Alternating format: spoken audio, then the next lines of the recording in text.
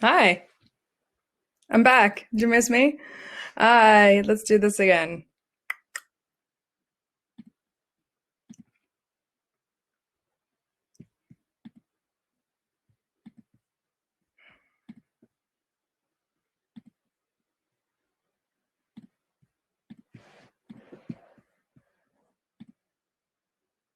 Fantastic. I think it's working. I think we're getting there. Yes, we're here. Fantastic. Okay. Hello and good afternoon again. My name is Merici and welcome to my bedroom. I'm not joking. So here we are today. Ate a Lovelace week, ate a Lovelace day 2020. What we always do when we have Ada's List conference is we are doing a special shout out and a huge round of applause, which let's just pretend you can hear. So everyone applause in the chat to all of our wonderful sponsors. I know that everyone had to dig deep this year, and we're incredibly grateful to our gold sponsors, Bulb, ARM, TrueLayer, Citizens Advice, NatWest. For Bulb and TrueLayer, this is their second year sponsoring, and we're super grateful. Public Digital is our networking sponsor, so they're the ones that let us keep chatting, as well as all of our bronze sponsors, Bumble, Careful Feet Digital, which is fascinating because that's one of our speakers, Kalila, who I've gotten to know over the summer. Us to Red Badger, FutureGov, this is their 5th time sponsoring, Niantic Labs, another great speaker, GitHub, and GitHub Social Impact Team. They're fantastic and also a long-term Ada's List member, and Convert.com. So thank you all, and we will applaud you. We should have a backup track. We should have like a clap track. Thank you so much. So I'm going to go a little bit about Ada's List and kind of who we are, and not all of you are members or have been members for long. So I just kind of want to introduce ourselves, what we stand for, and who we are in the community and in the world. So Ada's List is the place for professional women who work around the internet, who want to connect, conspire, and take a stand. Personally, my favorite words are the conspire word. I love how many Ada's List members have conspired to change the sector, to change the world, to launch new businesses, to make things just a bit better. And for that, I'm grateful. And that's what we love to see every day. And so if you're not an Ada's List member, basically, it's a lot of different people trying to help you, be it help you at a point in your career, help you work through kind of an uncomfortable work situation, help you like just some technical stuff. Maybe you need a lawyer, help you find a lawyer, help you find an accountant. That's what we're here for. There are 3 ways to kind of hang out with us, to work with us, and to partner with us. One is to join the community. That's the almost 8,000. I think we're like 5 people away from 8,000 people strong globally, with 5,500 here in the UK. We also have a newsletter that goes out every month, and then you can follow us on all of our social media. As we know, unfortunately, like it's both unfortunately and fortunately, I think that we still have to exist. I actually always think that there's going to be a place for communities like Ada's List, and I think that's a good thing. I don't think it all has to come from a place of negativity. I think when we get together and we hang out and we sit down at virtual tables, we can actually change the world one small step at a time. But obviously we also have to join up together, because sometimes it's not so great in some of our workplaces, or it's not so great at other conferences, or it's not so great on our own teams or in the different social media platforms that we operate on, or we're trying to find funding. And as we know, only 2% of funding, I think it went up just a little bit over the last year, maybe 2.4% of funding has gone to people that identify as women. But that number is even smaller if you're a Black woman. It's around 1% of all funding. And so this is like got to change, right? So it makes no sense. It blows all of our minds. But I mean, that's kind of one of the points of communities like Ada's List and Ada's List itself, is that if we group together, we can all change the world together. I went to a talk a year ago when we could still do that in real life in Paris. And one of the speakers, she works for the U.S. women's soccer team, football. And after the U.S. women's soccer team won the World Cup, which I just want to remind you they did, and because they're amazing. And I can't wait for them to win again when we can have soccer at the next World Cup again. But they all came together and they were approached by every single VC fund, every single company, every brand wanting to partnership.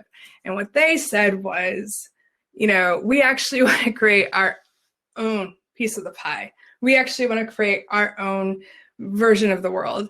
And I think that is what we're hoping to accomplish. That's why it's important for us to hit scale. That's what we want to do. So a little bit of background. We celebrated our 7th birthday yesterday. So that's exciting. We launched on Ada Lovelace Day in 2013. I'm clearly not English. I moved here from Washington, D.C., and was very active in the tech scene there. And I moved here and there was no place like Ada's List. I view Ada's List as like infrastructure, right? It's a pipeline to help us hit a reply all email to find a job, or reply all email to, I didn't even know what companies existed. And so that's how we were born. Normally, we, at this time in the conference, we'd be on a stage and we would say, well, this is what's happened over the last year. And I'm not really sure that that's where we want to spend a lot of our time. It's, we look globally and we look at the different trends, but I'm not really sure that that's where we're going to reflect a little bit, but we also want to talk about where we're going and where we want to take you in the future. But it's not been all bad. So for those of you that don't know, and probably actually a lot of you don't know this story. So Ada's List has been fully volunteer run until 1 year ago, actually. We reached a point around 7,500 women where our board, we were completely volunteer run. And as volunteers, you can imagine that our ability to kind of scale up or scale down our impact and our time to spend in the community depended on what was going on with our jobs, our full-time jobs. The 4 of us co-founders have all become parents multiple times, except for one, but in a way she's launching her own global technology company. So she's been busy as well. But anyway, so it was a side gig. And, when we reached a certain point, our board was like, we actually need, this needs some leadership. So they asked me to run it. And so 1 year on, I just kind of want to talk a little bit about what my personal goals were for myself as a leader, as well as the goals of the community and how that impacts that. So wanted to step in and provide unambiguous leadership about what our community stands for. And that's actually been my favorite part about the last year. When George Floyd was murdered, we could immediately turn around a fundraiser to support organizations that are Black-led, as well as have a seminar with some amazing speakers. I wanted to create some ways to scale our collective impact. I wanted to provide meaningful connection with our members. A meaningful connection is a word that I might throw around, I might not in the rest of this talk. But over the years, for 7 years, our members have asked us for more events, and which is great when you're all volunteer run and you're probably underslept, and more events and more networking opportunities. And I was always we'd always push back. We were like, what is this about? What's the problem you're trying to solve? A lot of you live in London and there's a lot of events, but what that meant, at its core, when we'd ask and we'd ask again, just get underneath that and unpick it, is that there was a level of trust that our members had in each other and in the Ada's List community. It was the collective community. Our events were seen as trusted. Our members were seen as trusted members that people could go to, even if they're strangers helping them out. And And that was something that I think that has really stuck with me, and the meaningful connection. It's not just about networking. It's not just about events. It's actually like, how do we connect with each other to change things and to progress in our own careers? And then one of my other goals was to strive for financial sustainability, because, this comes at a cost. So some wins over the last year. So we launched the Jobs channel, a paid-for product in the midst of a pandemic. We found a decent market fit. I think what's interesting about the Jobs channel is the feedback has been phenomenal. So thank you all for participating in the different surveys we've had about that. Number one, number two, and three. I think what's interesting is when you look at the jobs, a portion of them come from our members themselves and your companies, so thank you. But then the other interesting thing is they're inbound. So they just come from people that have heard about Ada's List and heard about you all and heard about our jobs board and wanted to attract some of the smartest ladies in technology all over the world. And so that's exciting. And I think that's really cool. Also, in the deepest, darkest days of quarantine, it was kind of a light for me at the end of the tunnel, where I was like, well, at least somebody's still hiring. And so I hope, I've actually had people tell me that as well. So I hope that, even if it's not the types of jobs you're looking for, that there's movement out there and that there is hope. In the past year, we've hired 2 different people. One is a service designer who you've seen her name a lot on our job list. Her name's Lil. And we recently hired a community manager and content associate to support us before and after the conference, which has been wonderful. So thanks, Nicole. I also partner with a number of other women very frequently, and I might talk about this later, one of which is Ashanti. So Ashanti, in addition to being this events person, is also a deep expert on Gen Z. So whenever we have potential maybe clients talking to us about getting more information about Gen Z audiences, I work with Ashanti, as well with one of our speakers tomorrow, Rhonda Zelzny Green. She is, we didn't meet on WhatsApp. Actually, we did meet on WhatsApp. We met on WhatsApp, and we have also met in real life. We're both Warren supporters. And we've been collaborating a lot on different offers that I'll talk about in a minute. So it's been a really great time in this midst of chaos when you can kind of feel alone. I've been so lucky to work with other people as well as the community. We launched new communities to handle continued membership growth. I think this is important, and I think this is the future. So we launched additional geographies as well as more communities based on how you identify. So people with disabilities, women of color, 50 plus, parents, and a couple of others. We did some work around coronavirus and our Ask Offer Marketplace. And we held 2 events. So our anti-racist ADA's event that I mentioned earlier, and a book launch with 2 dear friends about friendship. It's a big friendship, and that was a lot of fun. So what do we want to do next year? Next year, we're going to double down on our community and channel management. And I'm just going to own up to say, I think when I took this job, that was actually a bullet point I neglected to put on there, because it's something that I should have, I worked in the Obama campaign. I don't know if you, that's the Obama.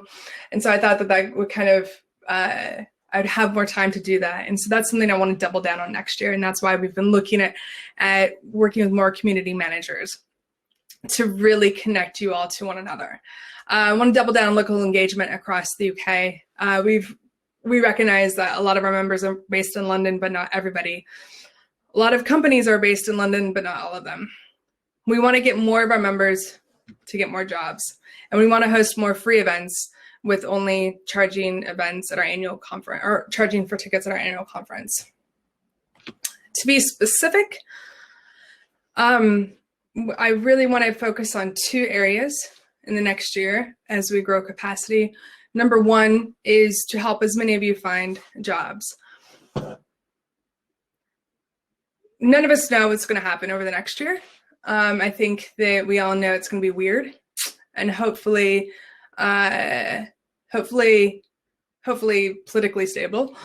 And so what I think that means, though, is that there will be a lot of people There'll be a lot of companies as they did transition to more tech companies looking for more candidates and more awesome women.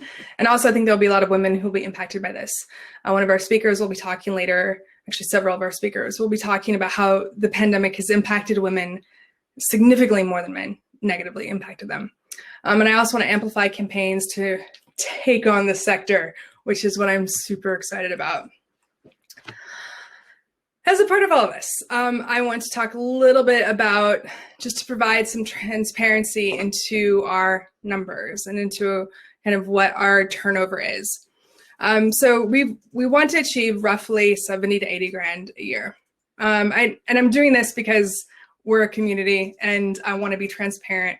That's kind of like my thing. I want to be transparent. We want to be open. That's how we are as a community. So why would we as Ada's List be different? So these are kind of what we're looking at over the next year in our goals across different revenue streams. So looking to hire a couple of people. You'll notice my salary is not in there, which I can, I'm kind of hinting at something, but Samantha's salary is not in there. But we're looking to also bring on an additional part-time role to help us find more jobs, more employers, and work with local placements. With our jobs channel, we project we'll bring in a good amount. It's been a lifeline for us in the past year. So what's next, and where do we want to go in the next year? So after much conversation and a lot of years, what we want to do is we're going to launch right now a pay what you can membership program. What does that mean? It is an opportunity to support Ada's List. If you've received a benefit from our community, be it a serendipitous conversation, launched a new business, found a mentor, found a mentee, we're just asking that you give back to the community to help us remain sustainable, to help us remain independent. We have tiers at different levels of your professional, wherever you're at in your career. Just to be clear, Ada's List as you know it is still going to be the same. It's still going to be free. This is for if you want to give back to the community to make it sustainable. Would not surprise you, none of this comes for free. And that's the thing that we want to continue. We want to continue to focus our efforts where we think our skill sets lie as a team and as a community. So what's in it for you and why would you do this? So all that stuff we've just spoken about, it means that I just talked through, it means that I can actually do it. There are more opportunities for you to have a say in the future of Ada's List. I'm really excited about this. I'm really excited about bringing back our volunteer communities, really digging deep into our community management and having more support to do that. We have several goals, actually, not just one, but several on our Patreon. Once we hit those, we can hire additional people, which means we're also job creators, which is great. It means that we can host most of our events for free throughout the year. And ultimately, it means that we can stay independent. We've been approached by different firms that, there's plenty of ways that we could try to monetize our community in ways that we want to actually keep it back on that slide a few slides ago. We want to keep it concrete, tangible, and small. And that's where we're hoping. So why Patreon? Why this platform? It allows us to engage our allies, so we can have a separate conversation with people who don't identify as women or not binary people, and we can give them tasks to help support their female colleagues. And it also allows us to have multiple tiers of support based on what you can afford. And just, I wanted to say that this decision wasn't taken lightly. We are fully aware of what's happening, but actually, that's why it's important to do it now. It is important that we focus on the stuff that we've been talking about, which is helping people find jobs, progress in their career, and scale their impact. So this is the URL. We will be sharing it all over. You'll be seeing about it. We already have a number of patrons. I think that's what it's called, Patreon. We have a number of patrons. We're super grateful for the support we've already received. And we would really appreciate your continued support and for you all to sign up. And join us on this mission, join us on this effort. There will be a number of ways I'm just going to say it. So we're also looking at starting a separate entity to work with our partners and our organizations. And there will be a number of ways to join this effort, both, as a community member, as a patron, and in many other ways moving forward. So really excited about this. And I am going to stop sharing my screen. It's 4:00. I don't know if anybody's asked any questions. I'm sorry I missed all of that. Hi, Ashanti. I thought I'd pop on and just help you out. Yeah, I've not seen any of the chat. So is there anything I should address right now? No, I think at the moment we are all good to go. I know some of you may have questions about how it all works at this point. So at this point, there will now be 3 tracks of content. Okay, we have the marketing and product, the tech track, and then the restructure and sustainability track. And that is happening in this room. So if there are any talks you'd like to hear, listen to, engage with that are in the restructure and sustainability track, you need to remain in this room. Now, if you'd like to engage with some content from the tech track or the marketing and product track, you will need to move room when the presentation ends. I hope that is clear. When the presentation ends, when we come off of your screen and what you see again is the networking clusters of tables, you will need to either move room, tech or marketing and product, or remain in this room for the restructure and sustainability track of content. Now, it doesn't mean you have to stay in that room all afternoon, but you will have to remain for the duration of the talk. And at every junction, you will be reminded and given the opportunity to change track again. I hope that is helpful.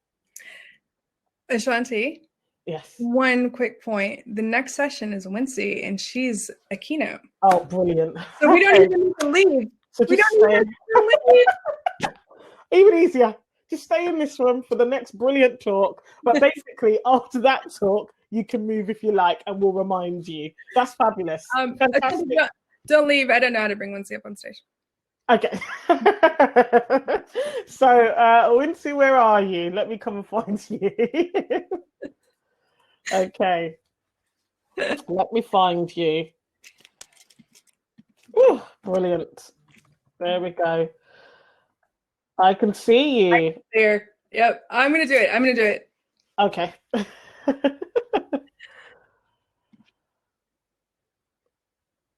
Wincie, Oops. You can press present and you should join us on screen. It popped up. Now. Can you hear me? Oh, wonderful. Yes, Fantastic. it worked. It worked. I know, I was just waiting in the wings. Thank you all. So shall I just go pick up? Everyone, this is Vincent Wong from NatWest. She is fantastic. I've never heard her speak, even though she's always on TV. Just FYI, you can't ask her for an autograph because we are in the same room, but you can next time you see her. And she's one of our great sponsors. So I will let you go. Go for it, Wincie. Thank you. Hi, everyone. I'm really excited to be here. Let me just share my presentation so that hopefully you guys will be able to see that as well. Hopefully that's working for everyone. Hi everyone. I'm here. My name is Wincie. I'm from NatWest. I'm here with the NatWest Group. Hold on. Let me just. It doesn't look like it's sharing the right window where I'm presenting. So let me try that again. There we go. That will probably make a lot more sense. There we go. There we go. Here we are. So really today I wanted to talk to you about how to embrace yourself for a tech-powered future. It's something I'm quite passionate about. And I'm not going to give you that much more else in terms of what I do, because I'm going to spend the next bit of time going through in quite a lot of detail my life and my whole journey in terms of getting to where I've gotten to in tech. I'm currently head of engineering workforce transformation here at NatWest, one of the major banks in the UK. Now, we can't talk about innovation without a bit of Darwin, and he's very famous for this phrase. There's a lot of conjecture about whether or not he's actually said it, but it's famous, and it's all about how it's not the smartest or the strongest that survive, it's actually those who are most adaptable to change. And that's something that we here at NatWest know a lot about, because certainly we've survived a lot as one of the biggest bailouts in the world. I think back in 2008, we've always, if we didn't feel smart enough, we'd hire more. We'd hire more consultants to tell us if we didn't feel. We've shored up our balance sheet to ensure that we're strong and we can withstand a lot of issues. But then adapting, this is what's important. And in order to be able to adapt effectively for this tech power future, then we need to have a very diverse workforce to help us innovate and to think about what's next. Now, I'm not going to spend too much of time because this is like preaching to the converted. You guys are all on Ada's list or you joined this conference. So you know that women are underrepresented in technology. Only 15% of the people working in the UK come from are female, and only 5% in leadership positions. Less than 1% of venture funding goes to all women teams in the UK. That was just reconfirmed in another study that was just released literally last week by Deloitte. Only 4% of the people working tech are BAME versus 14% of the population in the UK. So some very horrific type of stats. Even though we know diversity makes good business sense, we know that having you're 70% more likely to capture your market, you're more likely to see improvement in business performance, and you get a 35% higher return on investment when you have women-led tech companies. However, coding, software development is still the number one or the hardest skills to find, especially when either banks or tech companies or particular fintechs are recruiting, and that still exists today. So there's a huge gap in the market. I used to do a role not that long ago where I was leading something called the Rose Review. It was the implementation of a review that was done by our CEO, Alison Rose, with HM Treasury and the Department for Business, Energy, and Industrial Strategy in the government. So I spent a lot of time in Westminster looking at policy to talk about how do we change the face of female entrepreneurship across the UK. And one thing that we knew at the outset and we measured is that if we were to even the playing ground, because only 1 in 3 entrepreneurs in the UK are actually female, if we were to make it equal 50-50, we would add 250 billion pounds to the UK economy. And you can imagine what that would do to help close a lot of the budget gaps that we have at the moment in government. So this is something that is extremely important. However, the paradigm hasn't shifted that much. We still have these ads. I mean, these were ads back in the 1970s where they thought women belonged under men's shoes, and that was apparently accepted. And just in 2018, in I believe up north, there was an ad by the NHS to say apparently when you have children, you need to give up high heels and red lipstick. And then even as recent as last year, there were ads in children's magazines for clothing where they said that girls would fill their pockets with flowers, whereas boys would go for adventure and mischief. So there are still a lot of unconscious biases and issues that we have to deal with.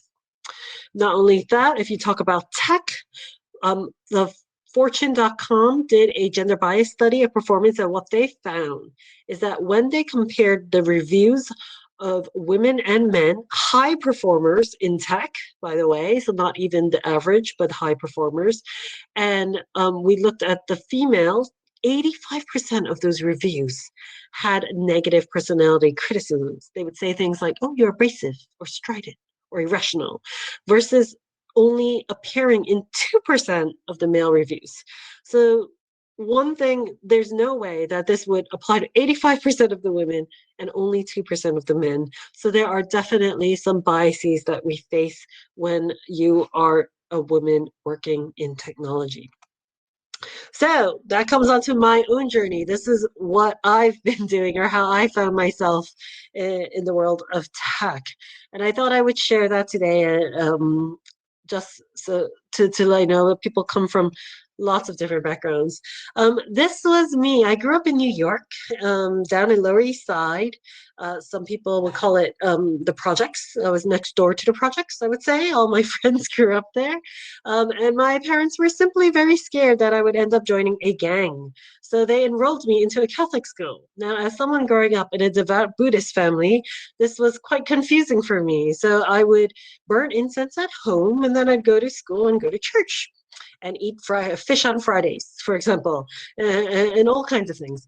That's Sister Mary, who was my teacher, and these were the people I grew up with. And one thing I want to point out is the people I grew up with were came from many different backgrounds. Many of them were also Taoist or Buddhist, like myself, or there were many who also followed other religions as well. But we all found ourselves in a Catholic school for one reason or another. And what that really taught me is a lot of respect for other people's boundaries, their religions, and their beliefs. And in terms of my tech kind of penchants, I started from a very young age. My parents were non-English speaking immigrants. They had a firm belief, my mother especially, that computers would take over the world. So they really wanted to make sure that we were set up for success, because they had come from, both of them had come from Burma, from very poor circumstances in a third world country where there was no running water, and they were escaping military juntas, so to speak, in civil war. So they were really keen for us to have a different life. And they spent, my mother was a garment worker actually in a factory, and she spent every penny that we had. We didn't have any money to spare, but she spent it to buy us our first computer, which is the Macintosh SE. It was the first mouse point and click computer. It cost them over 3,000 US dollars, which was a lot of money for them. And it had 1 whole megabyte of memory. So suffice it to say, she also signed me up for coding classes. This was literally set up by some enterprising Chinese people, I would say, in the right next to the garment factory in an empty warehouse where they set up a bunch of computers and taught us coding. I played a lot of Tetris. I learned how to type using instant messenger. These are the chat rooms. I started coding HTML simply because I wanted to share photos of me and my friends with other people, or other, I guess, geeks like me as well. But it was certainly, I was exposed from a very young age, was actually really, really good at math, really loved it. I ended up going to a top math and science high school. Luckily, it was free, so we were able to attend, and met a lot of other people like me in that journey. However, it took a long time for all of that to translate into an actual career. Even though I'm from New York, I love emojis, by the way. I promise this is the only slide full of emojis. But I started in New York, and when I first moved here, I realized I had to adapt and change, because American English is definitely different from English as well. So I did have to figure a lot of that out. I decided that my penchant for maths meant that I would become an accountant, because even though my older brother was horrific at math and sciences, he was the one who ended up going into computer engineering for his uni degree. And I decided I would be an accountant, because none of the other girls seemed to be going to computer engineering. And even though that, I think in my heart of hearts, was where I always wanted to go, I didn't end up studying it. But I became a very good and a very kick-ass accountant, I must say. However, as much as I became a good accountant in practice, I was terrible in school. I just didn't understand it very well. And I decided to go to night school and explore my creative side. And I ended up taking floral design classes to get certified at Parsons School of Design in New York. I started a floral design business, and I ran it very successfully on the side while I was doing my audit job as well. So I'm also obsessed with food. I eat, think about food meal to meal, constantly, all day, every day. And as a result, I started also when I got to London a series of supper clubs. It started out as very small, just 10 people in my house, and it grew very quickly into 40 or 50 people. And I had to start hosting it at restaurants. It became so popular that the BBC started calling me, which I thought was an absolute joke, but turns out it was real. And I joined a show by Fred Seriek. It's a cooking show, not the dating show that he is more well known for. And I ended up on BBC My £1,000,000 Menu season 2, which is now available on Netflix globally as well. And the rose was when I got asked by the CEO of the bank, based on all the work that I had done for women in tech and diversity in tech. They knew that female entrepreneurship, in particular across the UK, needed an injection of more female talent in technology and tech-founded businesses, which was something I was passionate about. And therefore, Alison very kindly asked me to lead the Rose Review, which I did for a good 14 to 18 months. To a lot of success. And last but not least, I am a geek at heart. So much later in my career, I had an opportunity. I was a finance director at NatWest for a long time for a lot of different businesses. I did really well, but I felt like I was missing something.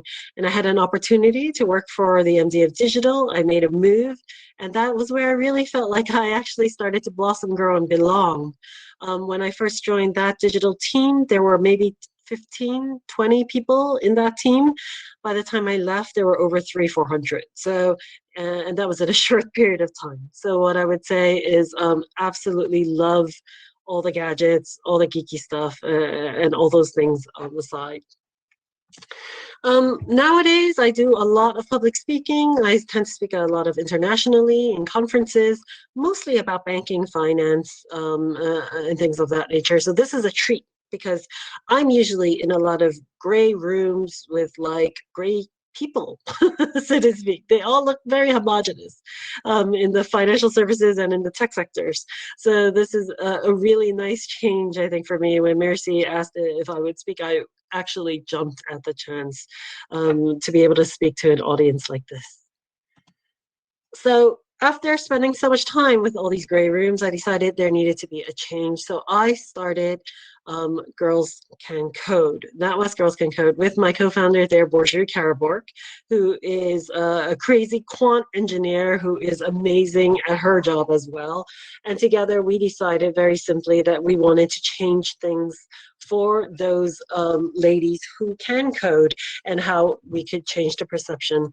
I was very fortunate that NatWest was with me the whole way. They supported me. And as a result, I was able to create a series of conferences called Growing Inclusive Leadership in Tech. We were featured in the Times, on Sunday Times several times. We also had Olympic medalists, all kinds. And I'm glad to say that we had a much more diverse panels and speakers at that conference than most of the ones that I normally speak and attend. I also got together with 18 other women who were super passionate about the same issues, about changing the ratio of women in tech. So what we found is that at around the age of 10, around 72% of girls and 75% of boys are interested in careers in tech. By the time they reach the age of GCSE, it goes down to 27% girls and 62% boys. And we knew that something needed to change, particularly for the next generation, in order for us to have a fighting chance in the future. So it's important not to just focus on those who are working in careers at the moment, working in technology, but also to focus on the next generation. So there are 3 main areas we focus on in the Tech She Can Charter around support policy, enrich education, and image overhaul of women in tech. And I lead the Enrich Education program.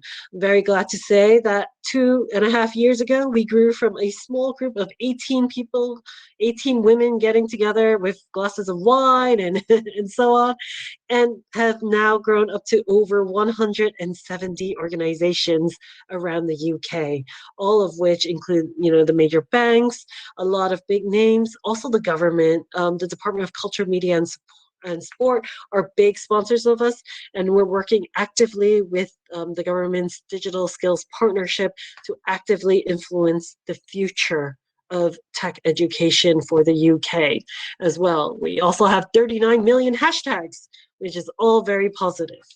And down there, what you'll see is how the membership has grown over time in terms of our quarterly and annual meetings as well. Although the next one will be virtual. We started out in the rich education space about teaching 10 to 13-year-olds. To test whether or not it worked, one thing we decided to focus on is that rather than focus on the coding itself for that age range, because they could get that elsewhere, we wanted to inspire them to get into coding. So the focus of our lessons are all around what are the role models, what are the things that you can do if you were in tech. So we have things like tech for history, tech for education, or just today we launched tech for sport for Ada Lovelace Day. I'm sorry, yesterday we launched this. And that is all focused on, well, what would you be able to do in sport, or how is tech being used in sport? And we feature a British Paralympic Olympian who's a shot put athlete who is absolutely amazing, Vanessa Wallace, who has joined us. So with these lessons, we tested it with 700 students, of which we included the 8th most deprived school in England and other very deprived areas, as well as a mix of, I guess, less deprived areas as well. And what we found is that they absolutely loved it. And 29% of the girls said they would consider a career in tech before. After the lessons, 47% of them would consider it. So we knew that we had something that worked. And when the pandemic hit, we launched a techwecan.org, which is our platform, all built by volunteers and people on TechWeCan for free.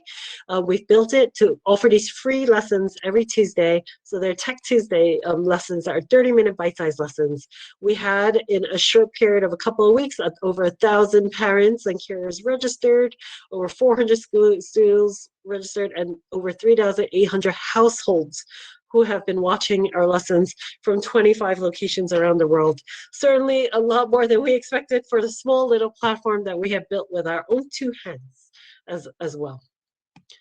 I also host a podcast with NatWest. We call it Technically Speaking. It is not specifically about inclusion and diversity at all. It is about major issues and topics that I see in tech that I find interesting, and that my co-host, Borju, who's my co-founder of Girls Can Code, find interesting. And that's all around things like, should we be teaching kids to code? Is there a business case for ethics? The next series of season 2 will be launching on the 2nd of November in a few weeks. So please do subscribe and follow the NatWest, and you will get that podcast when it launches. I really hope you will take part in listening. And throughout all of this work and through the whirlwind of everything I was doing, I somehow got announced in 2019 as one of the top BAME influencers for UK tech by the Financial Times and Inclusive Tech Alliance. So it just goes to show that if you just keep doing what you're doing and you do what you love, at some point someone will recognize it for you, which is great.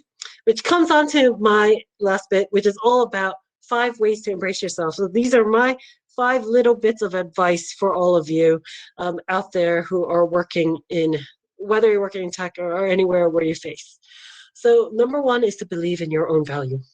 This is a photo of me on my very first public speaking engagement.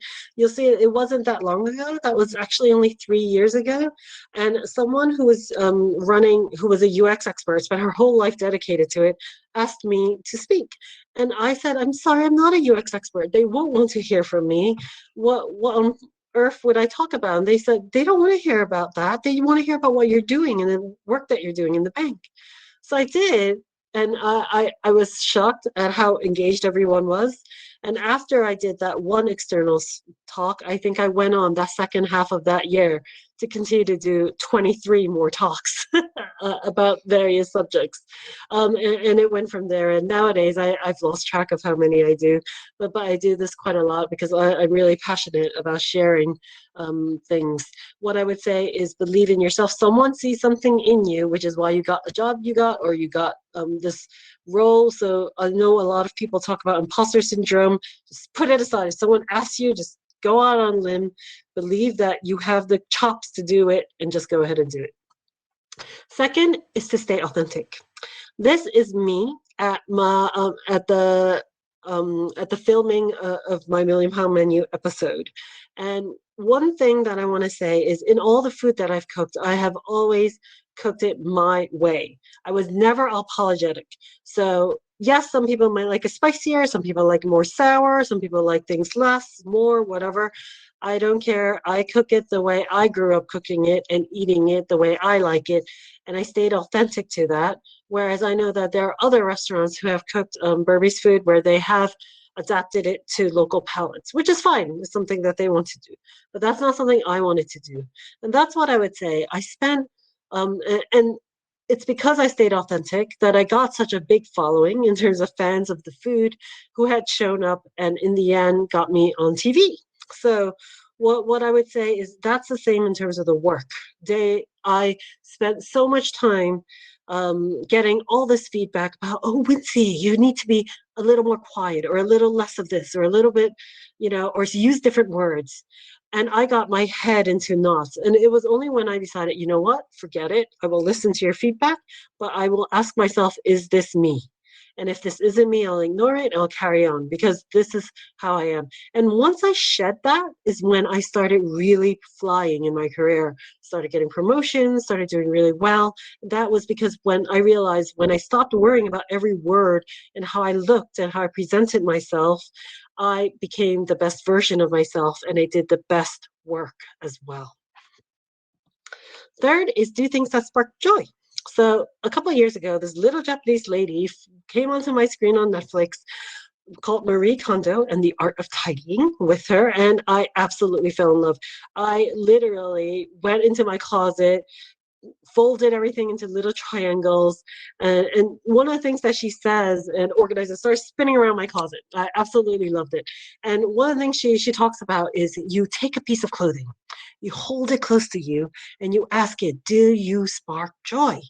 So for example, if you have a pair of jeans that don't fit anymore, but you keep them around just because they're your skinny jeans, then you can, what I said to it is, jeans, thank you for your service. I wore you those couple of times, maybe 3 years ago. I'm in a different place in my life and I don't fit you anymore. So thank you for your service. And I put it in a bin and it went into the donation box. So that's what I would say. That's the same thing in life as well. We get so overwhelmed and cluttered in our life that actually there are things that happen, things that you just keep that weigh you down, that don't spark joy. So what I would ask is for everyone to just take a look at everything that you do in terms of your day job, all your work, all of that, and see, does this still spark joy? And if it does, keep doing it, do more of it. If it doesn't spark joy, try to get rid of it because it's just weighing you down. Take hold of opportunities. This is a nice photo of me and Ross McEwen. Ross McEwen was the CEO for the bank a couple of years ago. He's actually one of the reasons why I ended up in digital. So I was in finance. He had done a talk for our leadership, and there were hundreds of us. He was milling around, and I remember completely falling in love with his vision for the bank, how he wanted to change things to become more customer focused. And I told him, and when I bumped into him a couple of months later in a meeting or in a breakfast meeting, where there were a lot of people sat around and not a lot of other people knew who he was because he was new to the bank at the time. And I said, Ross, you are my hero and I want to work for you. and then no matter what he said, I just kept coming. I was like, no, Ross, I want to focus. How do I work for you? And he just laughed it off. But in the end, he gave me his business card. And I ended up having a whole series of one-to-ones with him. And he ended up introducing me to the MD of Digital, which is where I ended up, and which is where I really started to fly in terms of my career and what I was doing and where I was going. So I credit a lot of that. But a lot of people would say, oh, you were so lucky, you got to bump into Ross. Well, I would say this. There were about 15 other people at the same table with me when we were having breakfast, but I was the only one who went straight up to him and insisted that he give me a job. So if you see an opportunity in front of you, take hold of it, I would say. And you never know where it might take you. And then last but not least, number 5 is harness negative energy for good. So I have been through a lot. I've been working in corporate America, corporate UK, for a long time, and I have seen everything under the sun.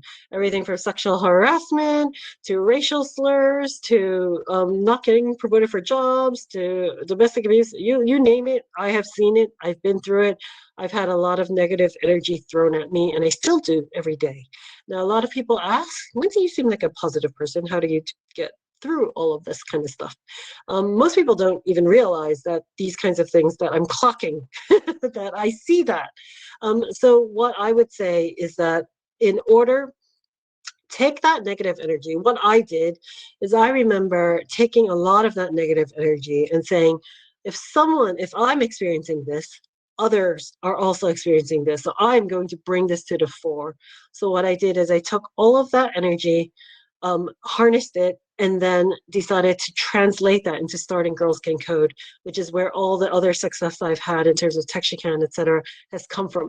That fire in my belly and that drive to do good for the rest of the world has come from all those experiences. One of my dear friends named Asma Khan, she's also on Netflix, and one of my dear closest friends, and was the first British female chef, well, British chef in general, but she just happens to be female and Asian, to be featured on Netflix Chef's Table. She has this saying, which I love, which is, how can I ever fly if everyone around me is still in chains? And that's something I firmly believe in, because I don't believe I will ever succeed unless I can help all those around me lift at the same time. So that's what I would say. And I am very excited now to finally be head of engineering workforce transformation, where I'm working with the guys at ADA's list as well to hopefully attract as many kick-ass, diverse software engineers into the bank as we can. So if you're a software engineer and you're listening right now, then please connect with me on LinkedIn, send me your CV, and we will be posting roles out at some point later this year, but soon. And when we talk about innovation, I guess, and how you live your life, I guess, how do you think? I love this by Gala Boscovich, who's a founder of Femtech Global, one of my sheroes, I would say, people I love. And she always said, do you follow the puzzle or do you get to the answer in your own way? And I know this is a man, but still, we have to give them credit where it's due. This is Alan Kay, who is famous for founding the first graphical user interface. And he always said, the best way to predict the future is to create it. So what I would ask for all of you is to embrace yourselves, predict, and don't wait for your future to come to you. Take control of that, harness that negative energy for good, do things that spark joy, and create your own futures. Thank you. I'll stop there. Thank you so much, Wincie. Let's everyone give her a round of applause. Come on. My other person in the room. Wincie, that was so great. I've actually never heard you talk. That was so wonderful. Thank you for sharing. As she mentioned, we've gotten to know each other over the last day, but probably a couple weeks. And everything she said, I was like, oh yeah, this actually makes total sense. This is Wincie. It has been so much fun to collaborate with her. And we can't wait to kind of work with her more, introduce more of you all to Wincie and vice versa, and get this going and help fill NatWest with some awesome, wonderful ADA's List members. So thank you so much, Wincie, for your conversation, your chat. We really, really appreciate your time. Thank you so much. And now we're going to move on. So I think you just turn your camera off. Okay. And mic off too.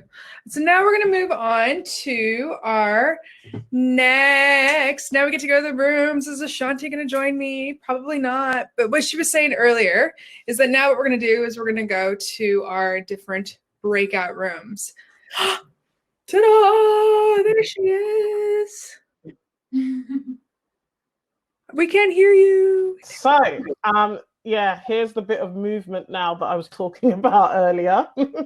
That was a brilliant talk, though, by the way. There were some really salient points made there. So, yes, on to some really good stuff as well. More good stuff coming up. So, what will happen is, in about a minute, we will stop presenting in this way. and you will see the clusters of tables again where you can network and talk to people. But what we need to do at this point is choose the track that we would like to join. So this room that you're in right now is the restructure and sustainability room. So if you want to stay in this room, you have to do nothing at all. Just take a seat at a table. If you'd like to move... And the talk will be defining the future of working parenthood. Yes, right? Exactly. So if you want to hear defining the future of working parenthood in the restructure room, remain where you are. If you would like to hear about poetry as companion in product development in the product and marketing or marketing and product room, you will need to navigate your way to the marketing and product room. Now, there's a little square on the left-hand side and the right-hand side if you're using a desktop, and they're labeled product or marketing and product and tech. You need to just double click on that square and you will be taken through to the room that you've clicked on. If you'd like to hear how COVID has changed our sex lives and how tech will save it in the tech room, you just need to click on the tech room square. It might need more than technology. Yeah. Great. So, Good luck, if those are the talks, so we've got poetry as companion in product development in the marketing and product room, how COVID has changed our sex lives in the tech room, and then the future or designing the future of working parenthood here in this room. So we're about to close this presentation to give you an opportunity to switch rooms. I hope that is clear. Yep. Go figure it out. And if not, find Ashanti in the tech help support team. Bye. Okay. See you in a few minutes.